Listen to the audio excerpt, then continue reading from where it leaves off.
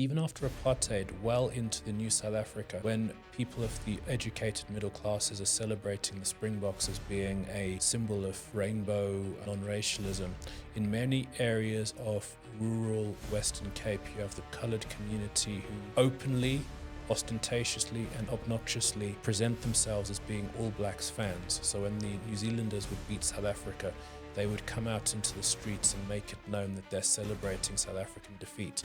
That is a legacy of the bitterness of this legacy of that system of exploitation. To a certain extent, and I know it sounds very cruel to say it about children, South Africa is conspicuous to a large extent by being a study in a failed colonialism. The whole idea of the homelands was to keep Africans in urban areas connected to some homeland, literally, where it would be viewed as being their major area of residence.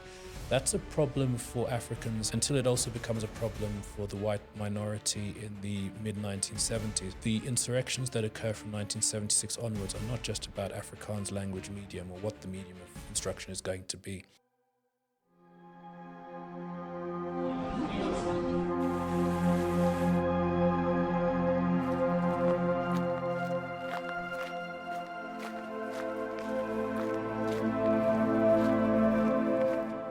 Good morning, Mzansi, and welcome to the Social Justice Lab, where it may seem like it's about a lot of things, but we assure you, it's just society. Today we have a very special guest indeed, Professor Thula Simpson. Professor Thula Simpson is a British scholar who obtained his PhD at the University of London. He's currently an associate professor at the University of Pretoria and a historian. Professor Thula Simpson wrote two detailed accounts of South African history, one being the ANC's armed struggle, and more recently, he released what I like to call a time machine in the form of the history of South Africa. Welcome to the Social Justice Lab, Professor. Thank you so much for the invitation. I'm looking forward to it. Thank you. Can you please just walk us through the process of writing a historical text of the magnitude of the history of South Africa? What are some of the challenges you faced and some of the rewards? Well, to a large extent, the book builds on the previous one. So you've conducted research. The most difficult step is when you first do your PhD and you're doing research for the first time, because that involves you hitting the archives for the first time, finding out what is where, learning what your technique for writing is going to be. But there was a bridge between the first book, uMkhonto, We Sizwe, and the second one, because I'd done research in many archives and I had an idea of what they could tell us about the broader history of South Africa, and there was so much material there that I wanted for my second book project to return to the originals and write a larger synthesis of South African history, because I felt it was a good time for it. What are some of the rewards the more rewarding aspects of writing this history? Well, history is always projecting back in time. It's always based on the question, let's go back in the time machine and let's try and look for causes and origins. And I think that what's most exciting about the research is that you could find the origins of many aspects of the new South Africa beginning to take place in a lot of the new archives which are being opened up, not just in South Africa, but all over the world, related to the South African liberation struggle. Yeah, I feel like that was a very interesting thing that I found out in the history of South Africa, is the international climate that sort of set the stage for a lot of the events that went on in South Africa. Including the thing with the Namibia, the war with Southwest Africa. I mean, I wasn't aware that Namibia and South Africa had such a close relationship. I always wondered why people in Namibia sort of speak Afrikaans like South Africans, and after reading the history of South Africa, it makes sense. Well, just think about the name of South Africa. I mean, until the late 19th century, it was a name like the Middle East. It was just a geographical expression. The fact that it's become the name of the country, in a sense, indicates how integrated into international networks it is. South Africa is basically an imperial creation. It was left to us within the country to try and give it concrete meaning as a society and economy with its own history. But yes, I mean, South Africa's affairs have always attracted international attention because it's such a geographically important meeting place in modern world history. Yeah. While a lot of discussions on apartheid and colonialism often focus on racial discrimination, there are significant occurrences of interracial conflict. Particularly, like, for example, with the British, the English speaking white people, and Afrikaner white people, as well as traditional leaders and the liberation struggle. What do you make of this interracial conflict, and what impact did it have on the liberation struggle? Well, the liberation struggle is the second half of the story that I'm speaking about, because that's largely the second half of the 20th century. But you're quite right. In the first half of the 20th century, there's repeated attempts by white workers to overthrow the white government. It's an example of the kind of intra-ethnic conflict which you're speaking about.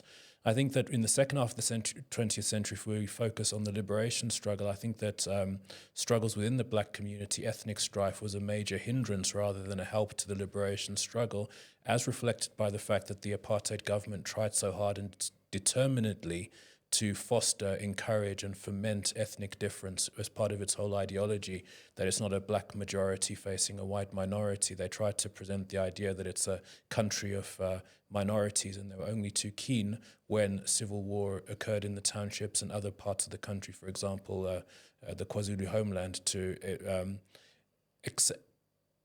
herald it as and to hail it as something which shows the lack of ethnic unity amongst the black population. And I think the one between English speaking white people and Afrikaner white people, that one was an eye opener for me. Can you please elaborate on that conflict? Well, it was part of a conflict even before South Africa was created. What was the creation story? The creation is basically, it comes out of the Anglo-Boer War, contesting amongst the two largest white communities over supremacy of the country's mineral wealth in the interior of the country. That's basically the origins of the Second Anglo-Boer War from 1899 to 1902, and it leaves a huge legacy of distrust and hostility between them, and that is one of the issues regarding politics in the first half of the 20th century. Not dissimilar to what we have now, when you have people speaking about the fact that there is a clear majority in our last elections, 2024, between black nationalist parties who believe in policies like expropriation. In the first half of the 20th century, Afrikaner nationalists basically said, we're 60% of the enfranchised population, but we are under the control of the British minority because we're divided. And the whole thrust of Afrikaner nationalism was the idea of bringing the Afrikaners together to reach that 60%. So there was a huge ethnic contestation between the British and the Boer populations within the white community, which left lingering differences which were only really overcome in the second half of the 20th century, when they faced a much greater challenge from the liberation movements, and they realized that this is a luxury, we can't afford to be struggling amongst ourselves when we're less than 20% of the population in a country and a continent which is majority black. Wow, that was very intriguing. That was very intriguing. These the significance of the interracial conflict. I feel like that's not something we discuss or we think about when we talk about apartheid and colonialism.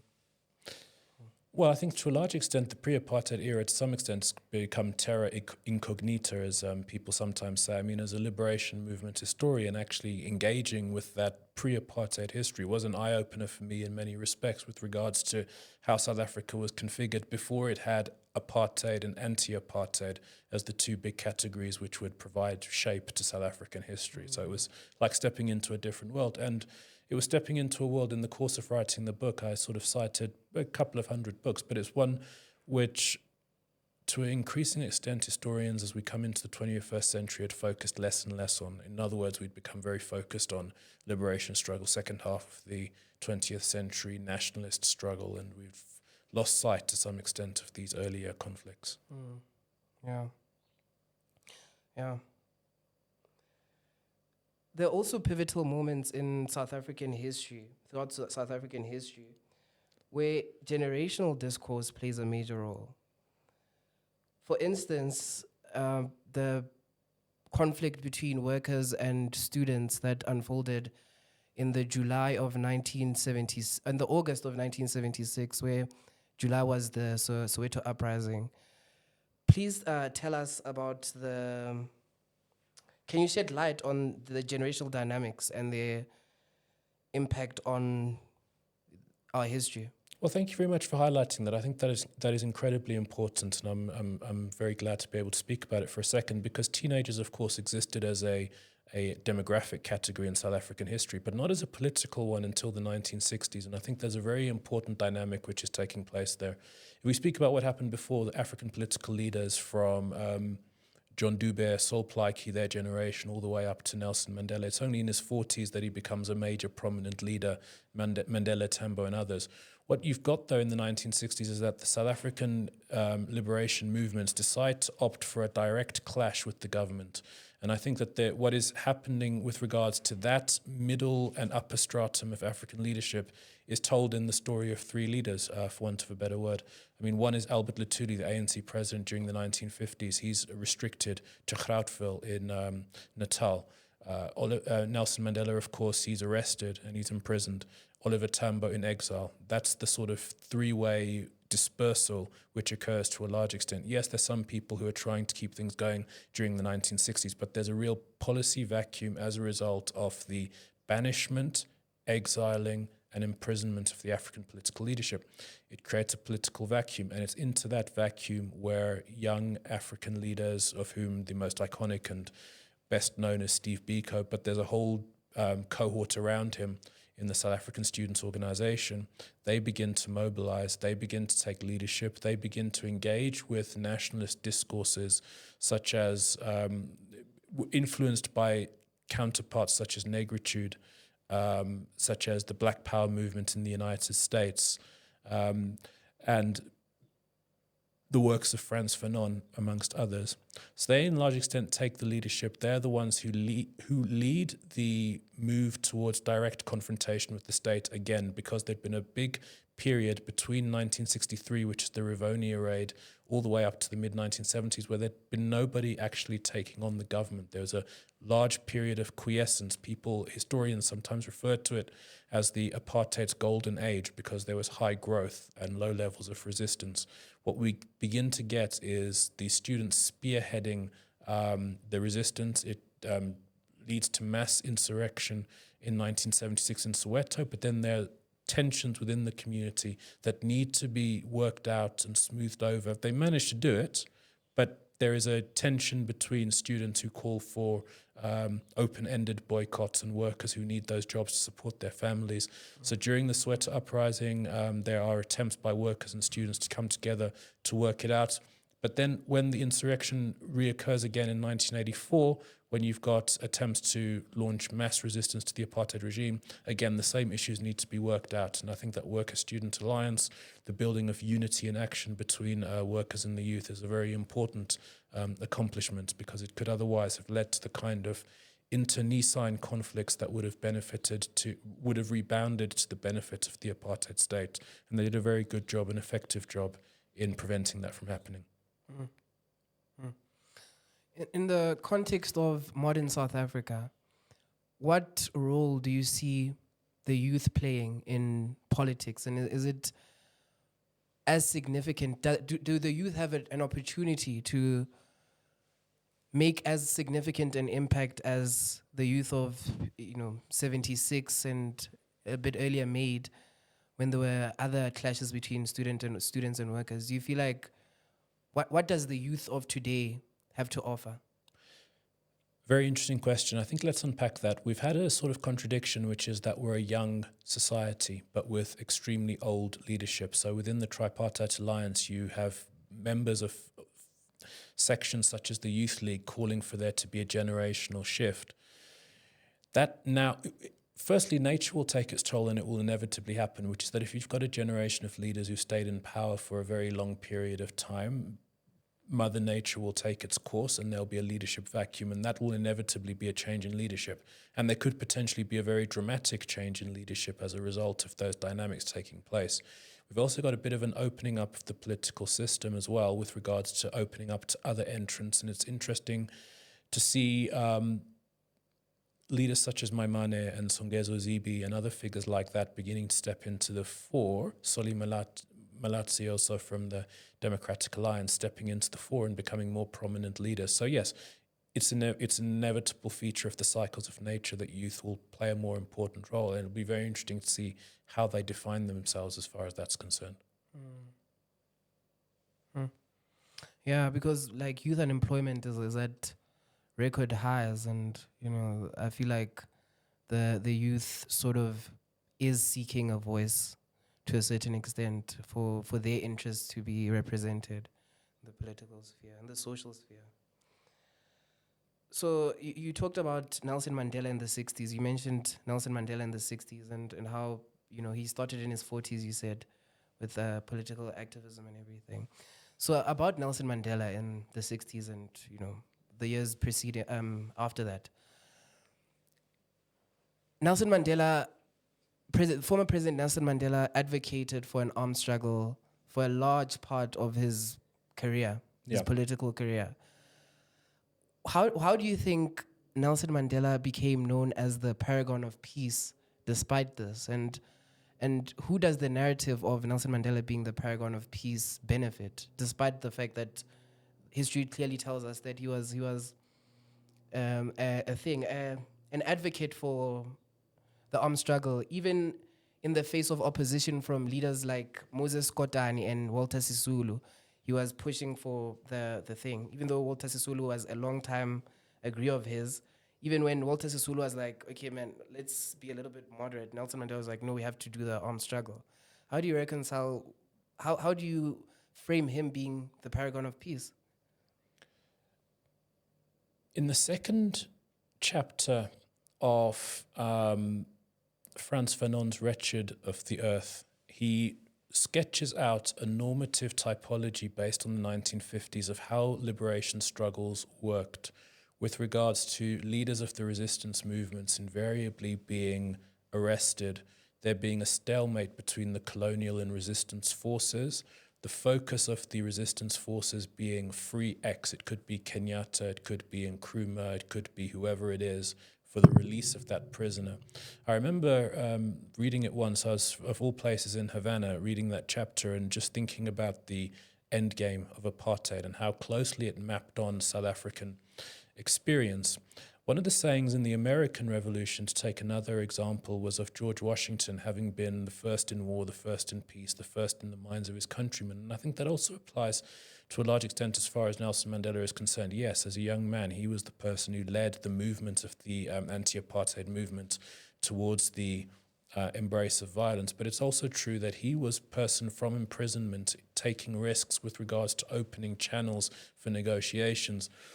With any great figure, it's possible, not just possible, but it's also likeliest to be the case that it's a mixture of both, that he could have been both of these things at different stages of his life. In other words, the person who led the war to war, but that also paradoxically gave him the credibility to lead from the front in moving for peace. In other words, you can't accuse, if you're an advocate of armed struggle, accuse the founder of your armed wing of being a sellout. So he's able to wear both of those hats. And I think that, to be fair to the people who've tried to evaluate his life, his very long and storied life, that it's possible to be all of these things in one. Yeah, I think it's Jordan Peterson who makes the point that in order to be truly peaceful and genuinely peaceful, you have to have the capacity to be dangerous. And I think that's what you're describing Mandela as. He had the capacity to be dangerous, but there are moments where he chose peace. But you need to have, and if you're going to be wearing those different hats, you need to have the credibility. And I think that's, that was, in a sense, be the essence of the answer which I would provide to your last question, which is that it's, in a sense, it's only somebody who has a credential of credibility in the armed struggle who could have led the process towards negotiations. In other words, somebody who didn't have that track record, who had not fought, would not have been able to say, let's put down our arms. Mandela uniquely has that authority, and I think that is the aspect of his life which enables him to wear all of those hats in South African history. What role do you think MK played in the liberation struggle? Well, ANC itself referred to 4 pillars of the liberation struggle, 3 of them armed underground and mass struggle, and the other one being external diplomacy to isolate the apartheid government. It was never the central one of the internal methods of resistance. In other words, South African state was able to prevent the armed struggle from scaling up as an organized entity, but it was able to play an important role with regards to mobilization, encouraging the masses to resist, also in terms of generating international awareness. So they had a policy of armed propaganda and well-timed military operations at moments of diplomatic importance were also able to influence the sway of international votes. Another unheralded one, which people sometimes overlook, is the fact that the Organization of African Unity would not recognize organizations which were not engaged in armed struggle. So in the early 1960s, people can talk about how the liberation struggle was based more around diplomacy and sanctions and that being effective, whereas the armed struggle wasn't. But without the armed struggle, you would have not got the recognition from the Organization of African Unity. Without the Organization of African Unity, you would have not got the votes in the United Nations. So they're all connected in very important and complex ways. And I think that the armed struggle in that way played an important function. To put it another way, would the ANC be in power today if it didn't have an armed struggle? I think that there are too many connections between the armed struggle and the mass underground and international anti-apartheid struggles for that to have happened. You mentioned Namibia before. The ANC of Namibia was the Southwest African National Union, not SWAPO. SWANU was not able to generate an armed struggle, SWAPO was, and that has everything to do with the reason why SWAPO and not SWANU is the governing party of independent Namibia. Yeah, I remember in the history of South Africa, there was a point where they were considering either SWANU or SWAPO, and then because of the SWAPO's engagement in the armed struggle, they chose to give all the funding to, or a majority of the funding to SWAPO as opposed to SWANU in Southwest Africa. I must say thank you for how closely you've read my book. That's a very detailed engagement, which is very flattering to me. But yes, I think that's very important, and it would, in ways that I've described, add to my answer, which is that armed struggle is an important artery. Whilst it was never the principal mode of struggle, it was integrated so closely with all of the others that it was essential. You can't take it out and still expect the other theatres of struggle to have unfolded as effectively as they did. South Africa, it seems like Africa has been a place of conquest for a long time. Even before colonialism and apartheid, there was a history of conquest. And how do you feel that conquest plays a role in, say, the way that South Africa is structured today? Because you find that in a lot of, government texts, for example, they put they'll say the Republic of South Africa, and then they say the Republic van South Africa, right? And then that sort of reminds me of back in the day when there were people are trying to, the Apartheid regime was trying to push for 2 languages, right? Which is Afrikaans and English as the 2 main languages. Would you say that there was sort of a cultural conquest that came with colonialism and apartheid, a cultural conquest beyond the political stuff that was going on, where you find a lot of people increasingly finding that their kids are speaking more English than their Zulu or Sotho or African languages? What do you make of the cultural conquest of, or the cultural legacy of colonialism? And such an interesting question. I think that one of the important things with regards to it being a history of conquest, I think it's a bit more complicated and a bit more two-sided in a sense that South Africa is conspicuous to a large extent by being a study in a failed colonialism. That's one of the titles of Frantz Fanon's book about the French in Algeria, but I think to an important extent. I mean, what is the status quo now in South Africa? It's a majority black country. And I think that even if you look at the distribution of land, there's huge problems with regards, obviously, to the apartheid dispensation. But I think that the attempt of the Great Trek was to basically colonize Natal because it's well watered. I mean, if you look at South Africa from a distance from space, you see that there's a sort of eastern seaboard territory which is well watered, and there's an arid interior. The fact that the Boer republics were formed in the arid interior was because the attempt to usurp the African population failed. So I think that we need to give credit to the history and the struggles which were waged in the past, that it was much more two-way. And I think that the outcomes of the previous struggles, yes, it did lead to white supremacy and white minority rule, but it also created a framework for future struggles and ultimate victories as well.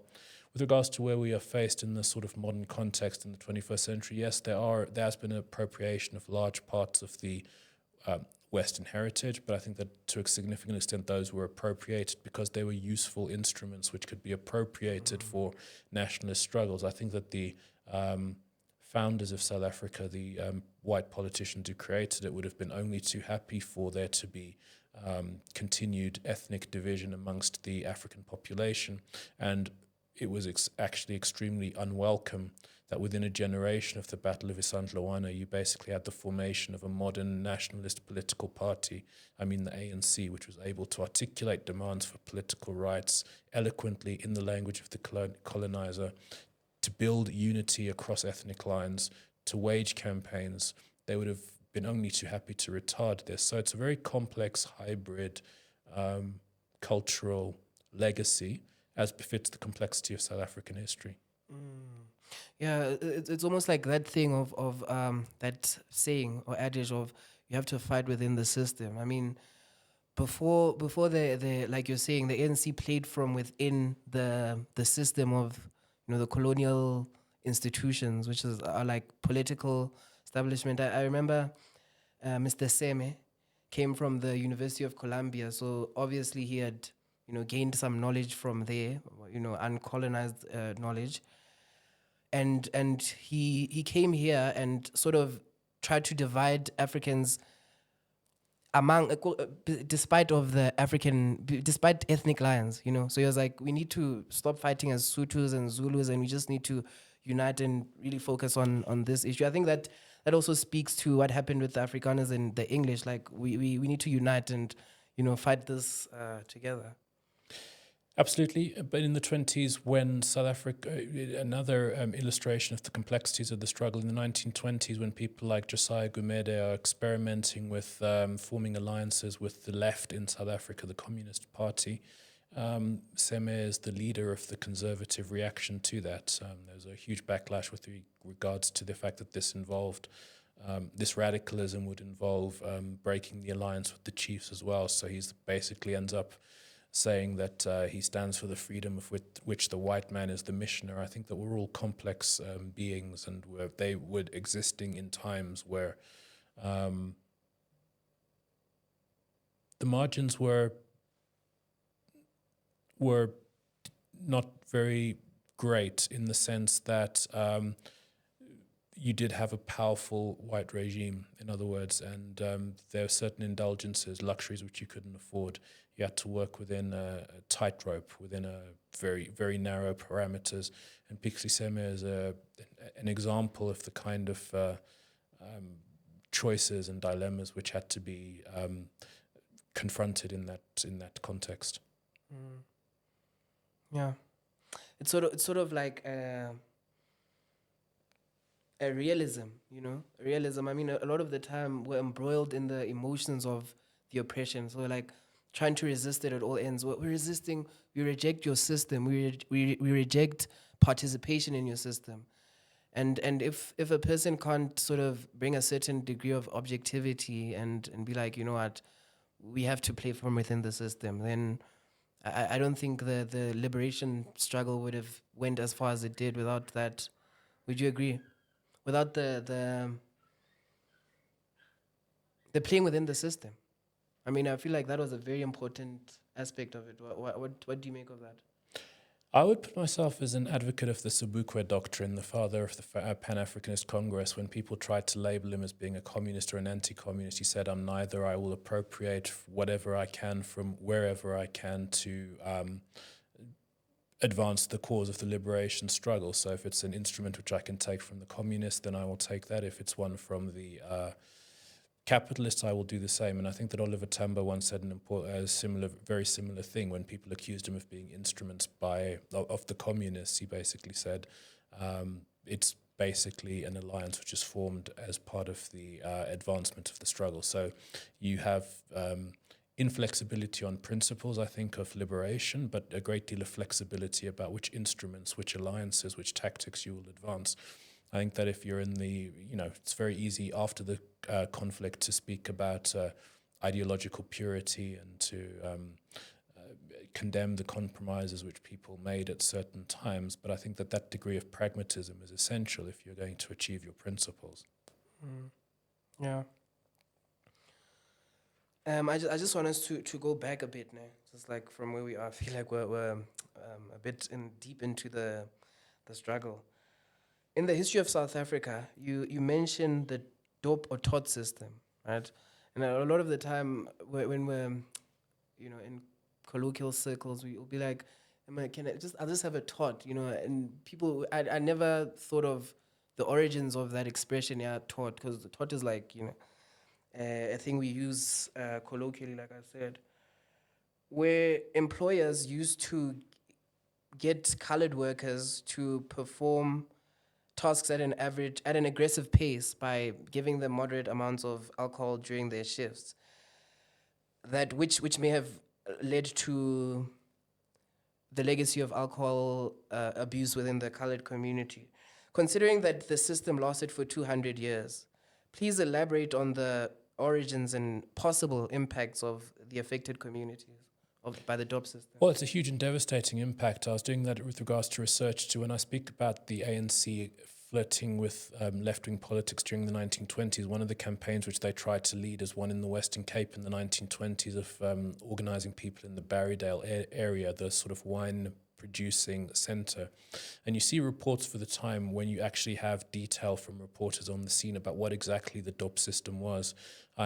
From my hazy pre-research idea, I sort of had the idea that it was in lieu of payment. In other words, you'd be paid in wine rather than in a way of shorting your wages. That's one of the explanations which I received. But based on the reports at the time, it was a system which had existed for centuries and where it was basically alcohol being used as an intoxicant. Apparently, it speeds up your ratio of labor if you're intoxicated on the job.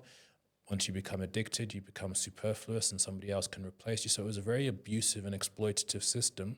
And as people are discarded from that labor system, one of the terms which people developed in the 1960s was the Surplus People's Project. And it was one of the ways to refer to people who were forced out of so-called white South Africa into the homelands. And I think that those forms of labor exploitation, and it's something which I think manifested itself with the tot system itself, you sort of exploit laborers.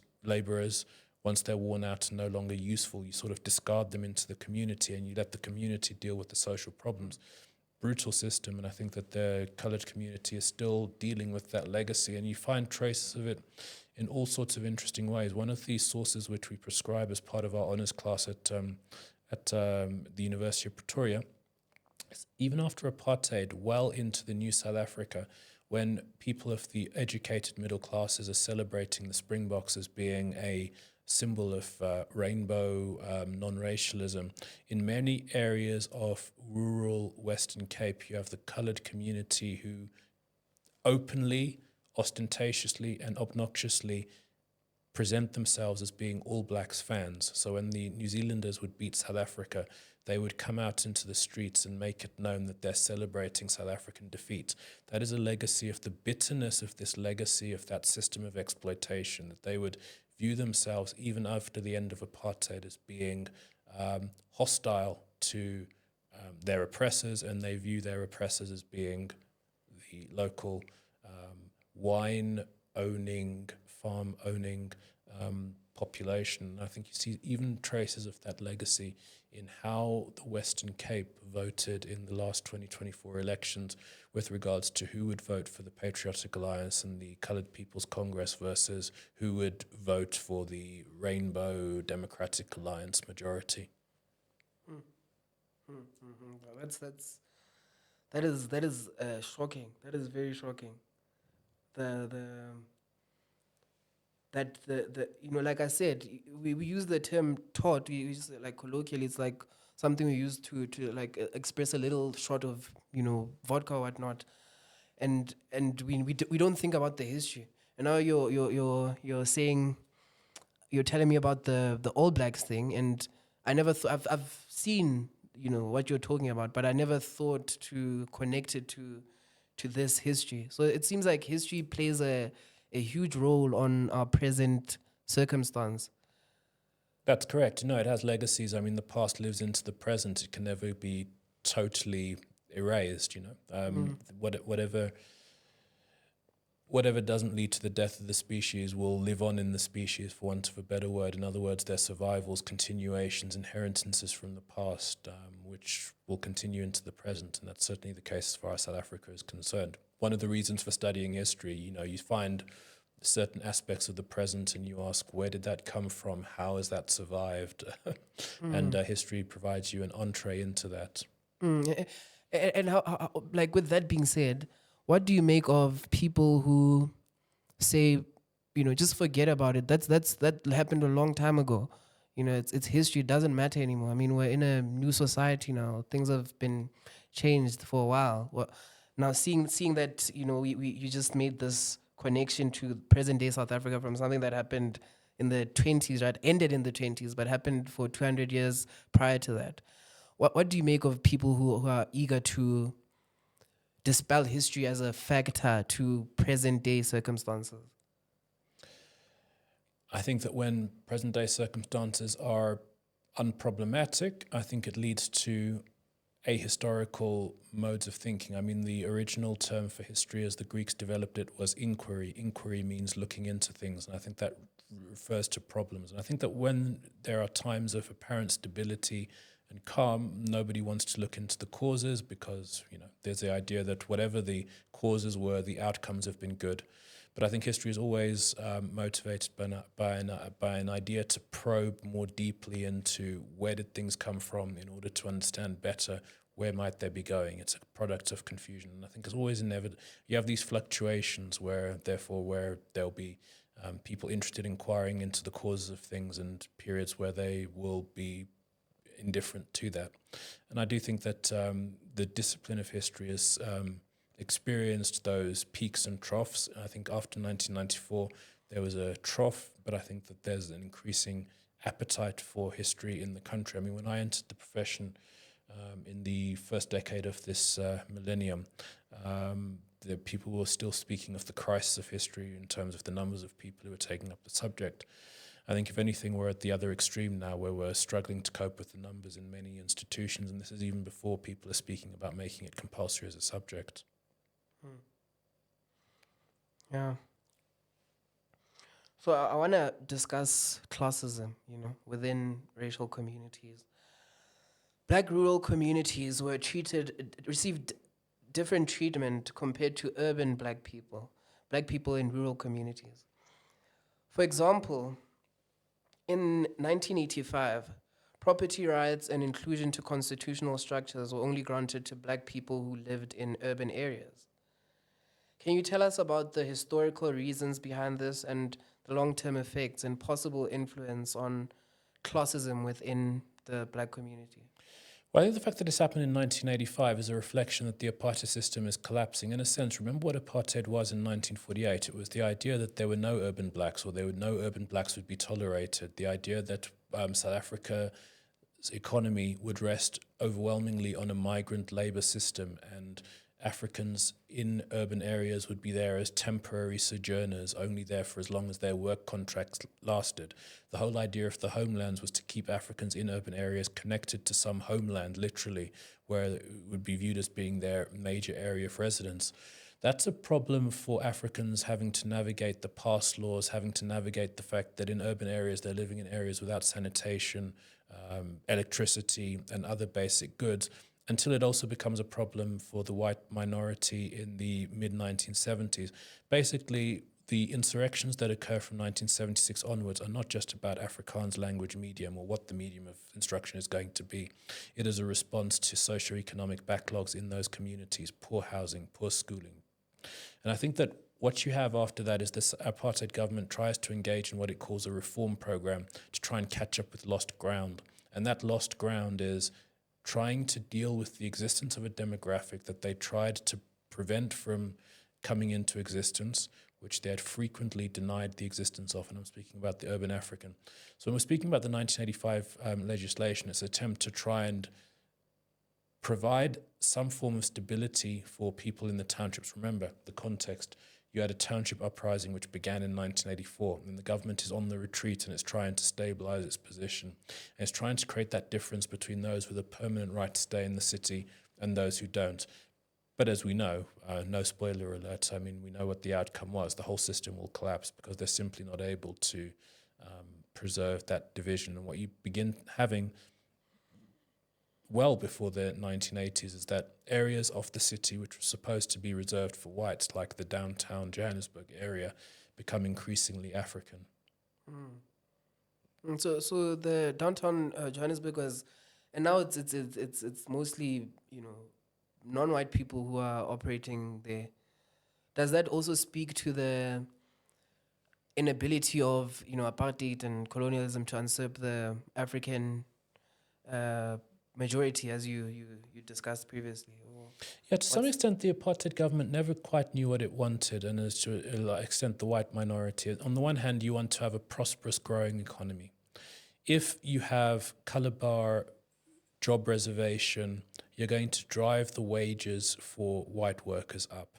And it's after a certain point, and that point will be reached, the more quickly, the more successful those measures are, it'll be uneconomic to continue trying to industrialize on the basis of white labor because you're going to be priced out of markets.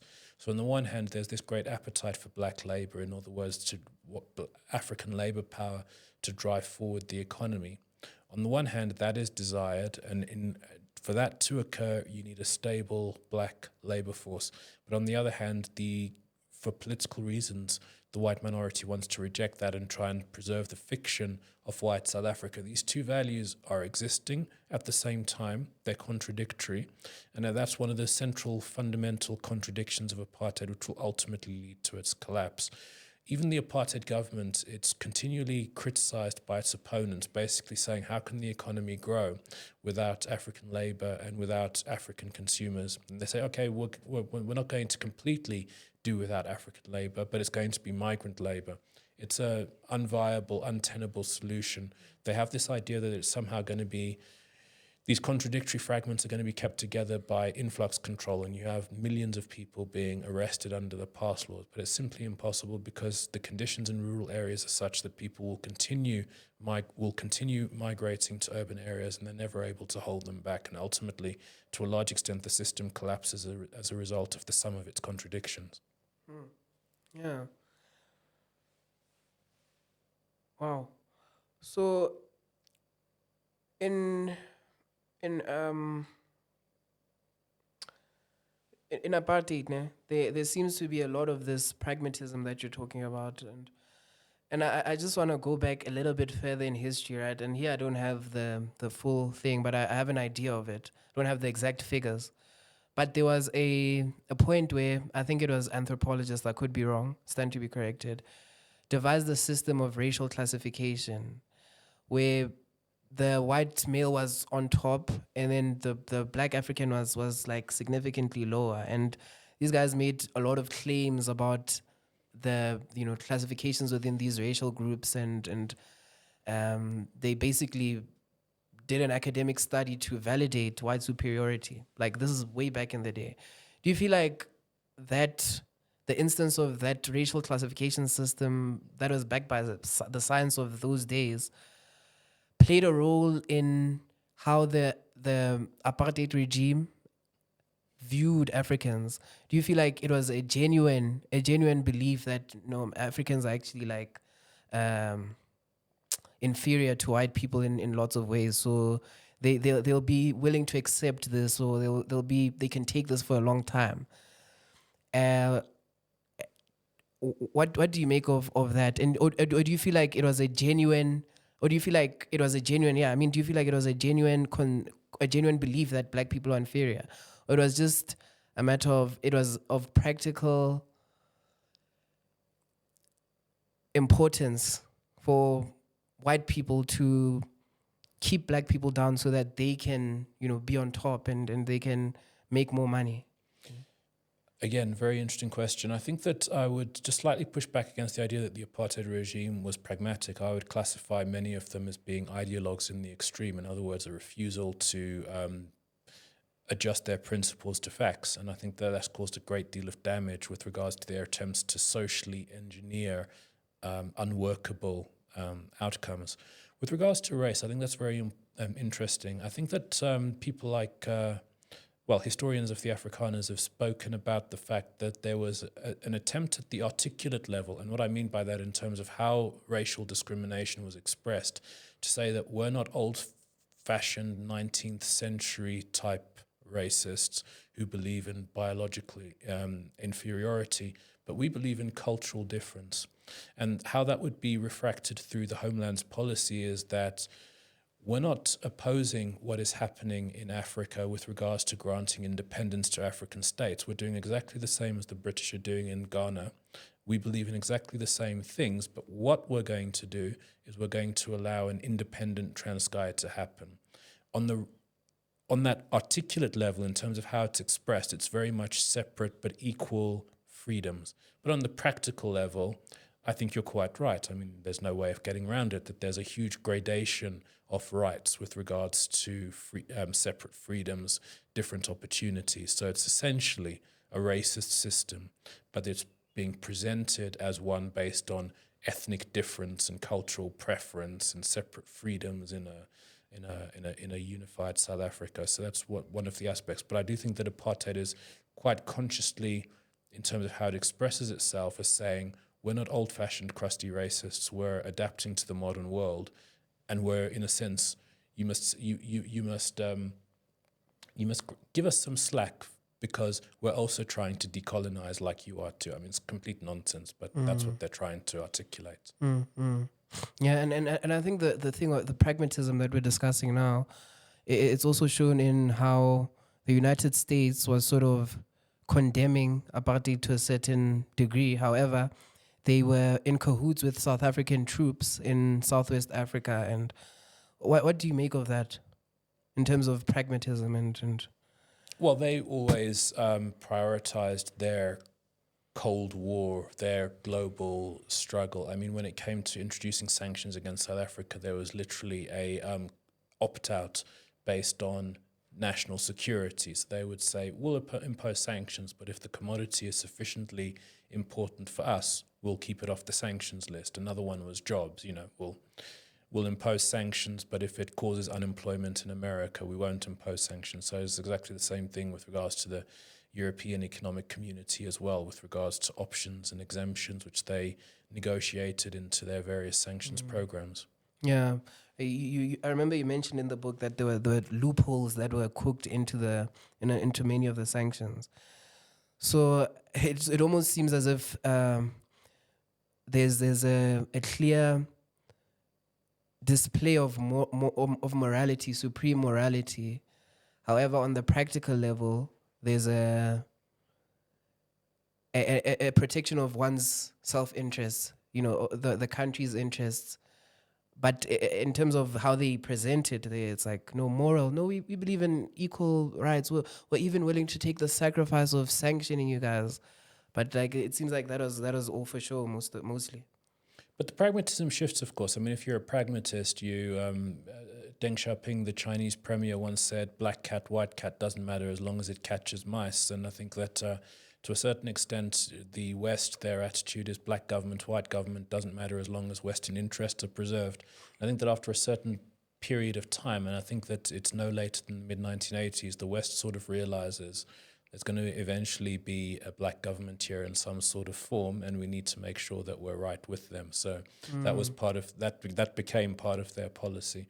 And actually after 1990, de Klerk didn't get a great deal from these Western powers. When the whites went to vote for their referendum in March 1992 about whether they wanted negotiations which would lead to power sharing, the West is basically saying, you're free to vote, but remember that if you don't vote for a solution that will lead to majority rule, you're going to be under pressure. We're going to impose sanctions on you. Yeah, because I remember also that, there was a person from England, I think it was a prime minister who came here. I could be wrong, but I'm thinking it was the 40s. And he was like, he told the Afrikaner ruling class, or the government of South Africa at the time, that the winds of change are flowing through Africa. Harold Macmillan, yeah. Yeah, please tell me more about those winds of change and what happened to those winds. Are they still flowing through Africa today, or did they stop somewhere? Well, there's successive waves of them. I mean, as far as Macmillan is concerned, he's coming in 1960. Ghana is independent in 1957.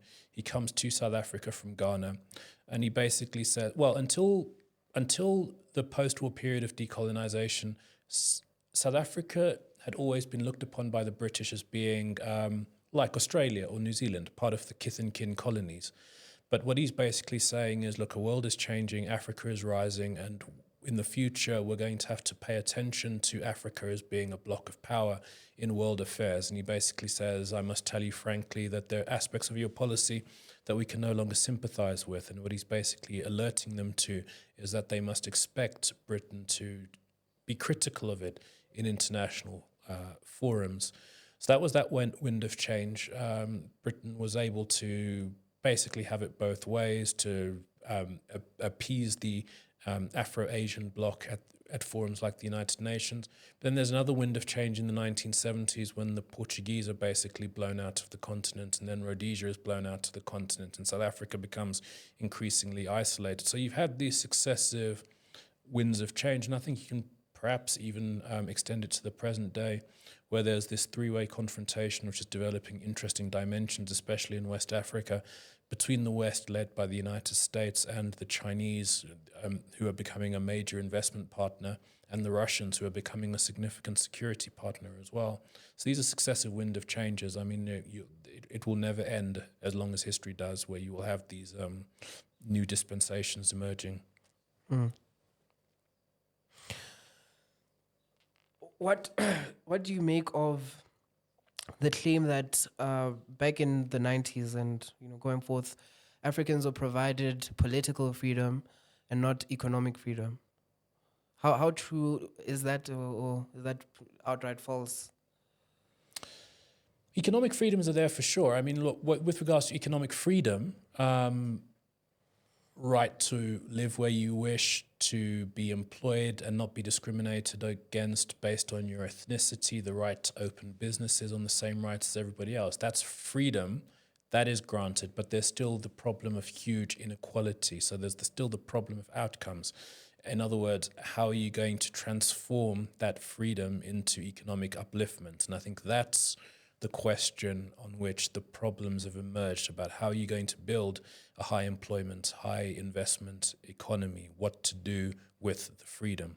We've had a generation where that power has existed with regards to, for example, control of the budget, control of the regulatory mechanisms. And so that's freedom, but the converting of that into economic upliftment, that's been the challenge.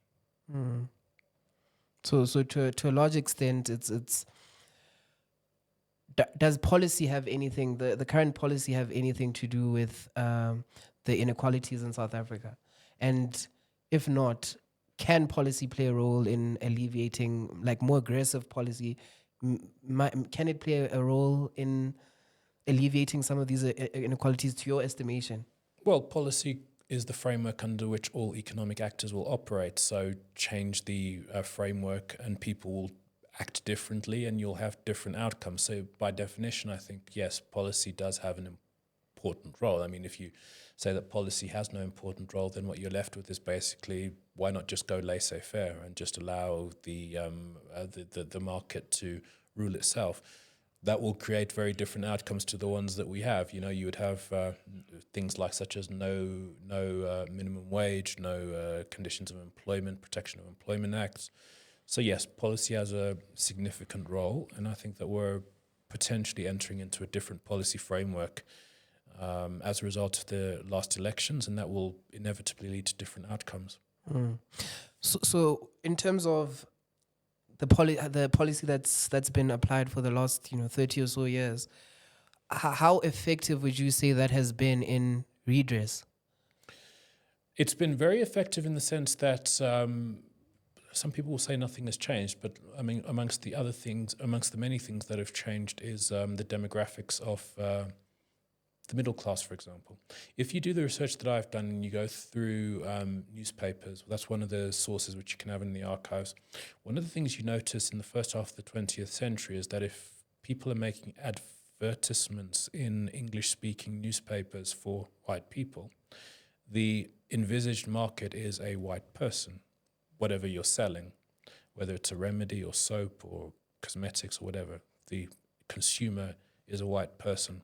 What is noticeable, and this is not a post-1994 thing, this is a 1970s thing, is the understanding that the average consumer who producers are trying to market their goods to is increasingly African. And if you go to DSTV today and look at the adverts there, whether it's, whatever the commodity would be, tissue paper, deodorant or whatever, it's a black person. That is a significant, that betokens the fact that the middle class of South Africa is now predominantly African. That's where the purchasing power exists. When people speak about the commanding heights of the economy, one way of thinking about the commanding heights as a concept is which areas of the economy, if they were to come crashing down, would cause everything to collapse. And certainly electricity, infrastructure, logistics are part of that. Those have been under political control of the government for a generation. So there are significant nooks and crannies. I think you can't say that nothing has changed and that there's been no power and no freedom. There has been significant areas of the economy which have been utilized to achieve fundamental changes, but there is a legacy, a residue of high unemployment, deep inequality between the haves and the have-nots, and poverty as well, which have not been addressed satisfactorily, and they will have a scarring effect on the country's politics. But that's something very different, saying that absolutely nothing has changed and it's exactly like living under apartheid. Yeah, I hear you. Prof, as we're drawing to a close here, because we're almost running out of time, I just want to touch on, this final thing and hear what you think the long-term effects of this thing I'm about to describe are. One of the most shocking revelations in the history of South Africa is that the disparity in funding between black learners compared to other racial groups, especially white learners. The during the time of the Bantu Education Act, there was a point where, during the height, I would say, where the budget was in the 1,000 rand range per student, per learner for white children, whereas it was in the 100 rand range per child for black children. What would you say some of the long-term effects of that disproportionate allocation of funds are? To a certain extent, and I know it sounds very cruel to say it about children, and it is cruel, to a certain extent, in terms of designing an education system, you're sort of preparing people for their station in life. And what you see from those statistics is that they wanted to prepare Africans for a future as unskilled labor, even as they're making promises to the contrary, saying that we're committed to equal education. That is what the policy is. It causes a significant problem for South Africa because I think that once South Africa comes out of the apartheid era, it's in what I would describe as being a middle-income trap, which is that you've got other parts of the world where you have not had as active and organized a labor movement, where labor is actually cheaper. So South Africa is no longer able to compete globally in terms of offering cheap labor. What do you do then as you move out of being a low income into a middle income country? I mean, I think we're sometimes still referred to as an upper middle income country. If you can't compete on the cheapness of your labor, you have to compete on the skills of your labor, and that can only happen if you've sorted out your education system. And that's one malign legacy of apartheid, which is that in a properly functioning country, you would make that transition smoothly by getting your education system under control and getting it effective and functioning. But we didn't have that, so we've essentially missed out on that level of development. Professor Thula Simpson, it seems like we've been, it's almost like this conversation has been the history of South Africa. It seems like we've been talking for half a decade, because we've been talking about the 1940s going forward. We've been talking for a good century now, even though it's been like 50 minutes, and I can't describe how happy I am to have had this conversation with you. You gave us some very important insights of the history of South Africa, and you really highlighted how history shapes how things are going forward and how things are going to be going forward. And we really appreciate you for joining us today in the Social Justice Lab. Well, you've pushed me there. I think that your questions, it's been the deepest engagement probably that I've had about my book with anybody else in terms of the depth in which you've read it and the respect you've given to what I've written. And I really appreciate that a lot. I found myself pushed by a lot of your questions. As you probably can tell from the answers where I've probably waffled a little bit, but I must extend my appreciation to you for the respect you've given my book. Thank you very much. Thank you again, Professor Thula Simpson. And thank you, South Africa, for joining us in the Social Justice Lab, where it may seem like it's about a lot of things, but we assure you, it's just society.